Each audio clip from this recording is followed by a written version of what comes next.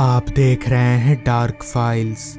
तो चलिए बढ़ते हैं आज की इस कहानी की ओर। गांव आए हुए मुझे यहीं कोई 3-4 दिन ही बीते होंगे कि एक शाम अचानक हमारे घर की बिजली चली गई। चूंकि मौसम गर्मी का था इसलिए पंखा बंद होते ही सारे परिवार वाले छत पर पहुंच गए। सबके साथ मैं और दादाजी भी थे। तब तक अंधेरा हो चुका था। खैर हम सारे लोग छत पर चटाई बिछाकर बैठ गए। तभी मैंने दादाजी से कहा, दादाजी कोई कहानी सुनाइए ना, भूत वाली। तब मेरी उम्र ज्यादा नहीं थी, मैं यहीं कोई 8-10 साल का ही रहा होऊंगा। खैर दादाजी ने मेरी बात नहीं टाली और उन्होंने कहानी बताना शुरू किया। बात आज से तकरीबन 50 साल पुरानी है। तब मेरी यानी दादाजी की उम्र यहीं कोई 27-28 साल की रही होगी। गांव के पोस्ट ऑफिस में मुझे नया नया काम मिला था। ऑफिस में पोस्ट मास्टर और पोस्टमैन का काम मैं अकेले ही करता था, यानी चिट्ठियों को सील करने से लेकर घर घर जाकर पहुंचाने का काम मेरा ही था। हालांकि काम सुनने में जितना आसान लगता है उतना आसान है नहीं, क्योंकि उन दिनों मोबाइल फोन्स वगैरह नहीं हुआ करता था और अगर दूर किसी आदमी से बात करनी हो तो उसका एकमात्र साधन खत या यूं कहें तो चिट्ठी ही थी। एक शाम की बात है, उस दिन काम बहुत ज्यादा था और सभी चिट्ठियों को आज के आज ही पते पर पहुंचाना था। मगर सभी चिट्ठियों को सील करते करते कब रात के 7:45 बज गए पता ही नहीं चला। अमूमन इतने बजे तक मेरी ड्यूटी खत्म हो जाती थी, मगर आज ऊपर से ऑर्डर था कि सबको ओवर टाइम करना है, जिससे मुझे एक्स्ट्रा पैसे भी मिलेंगे। इसलिए मैं रुका नहीं और चुपचाप काम करता चला गया। रात के ठीक 8:30 बजे मैं सभी चिट्ठियों को सील करके साइकिल में एक थैले में भर कर निकल पड़ा चिट्ठियों को घर घर पहुंचाने।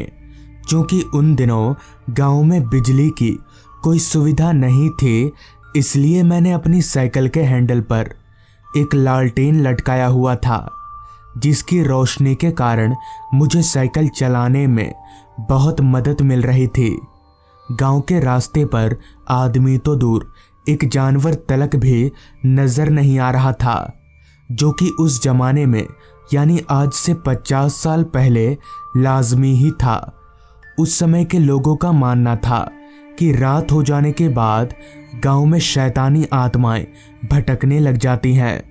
हालांकि मैं गांव वालों की बातों को नकारता भी नहीं था, मगर सरकारी काम होने के कारण मुझे कभी भी कहीं भी रात में जाना पड़ जाता था, क्योंकि अगर मैं नहीं गया तो मेरी नौकरी चली जाएगी।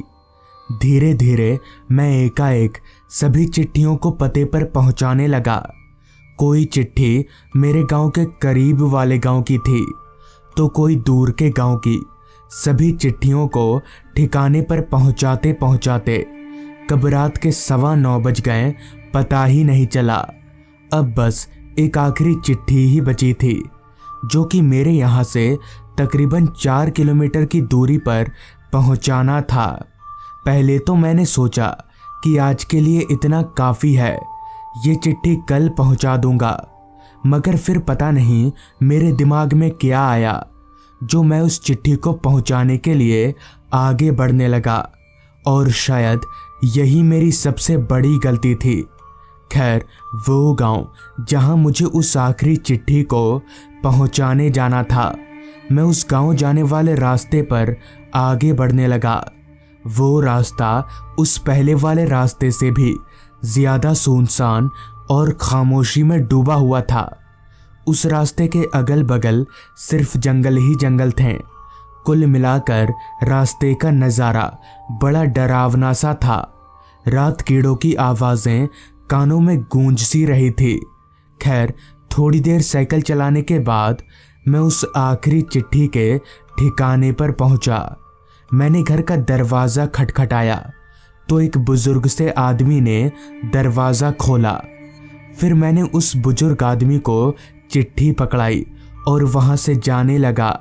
अभी मैं चलकर अपनी साइकिल के पास आया ही था कि तभी उस बुजुर्ग आदमी ने मुझसे कहा, बेटा किस रास्ते से आए तुम? मैंने उस बुजुर्ग आदमी को इशारा करके वो रास्ता बताया जिधर से मैं आया था। तो मेरा इशारा देखकर पता नहीं क्यों उस बुजुर्ग आदमी का चेहरा सूख सा गया और उसने कांपती आवाज में मुझसे कहा, पर बेटा इस रास्ते से इस वक्त तुम्हारा जाना ठीक नहीं होगा। वो रास्ता रात के लिए ठीक नहीं है। उस बुजुर्ग आदमी की बात सुनकर ही मैं समझ गया कि वो किस बारे में बात कर रहा है, जिस पर मैंने उस आदमी से कहा, अरे चाचा कोई बात नहीं है, मैं चला जाऊंगा। तो इस पर चाचा ने फिर कहा, ठीक है बेटा जाओ, पर एक काम करना, ये लालटेन मत बुझाना जब तक तुम घर ना पहुंच जाओ। मैंने सोचा वैसे भी मैं घर पहुंचने से पहले लालटेन नहीं बुझाऊंगा। इतना सोचकर मैं वापस पोस्ट ऑफिस की तरफ आगे बढ़ने लगा। अब रात काफी हो चुकी थी। सुनसान रास्ता, दोनों ओर फैला जंगल। कहीं ना कहीं उस आदमी की बात सुनकर अब मुझे डर लगने लगा था, मगर आते वक्त तो कुछ हुआ नहीं, तो अब क्या होगा, यही उम्मीद लेकर मैं आगे बढ़े जा रहा था। पता नहीं क्यों उस रास्ते पर मुझे हल्की हल्की ठंड महसूस होने लगी थी, जबकि मौसम ठंड का नहीं था, मौसम गर्मी का था। शरीर में एक अजीब तरह की सिरहन हो रही थी।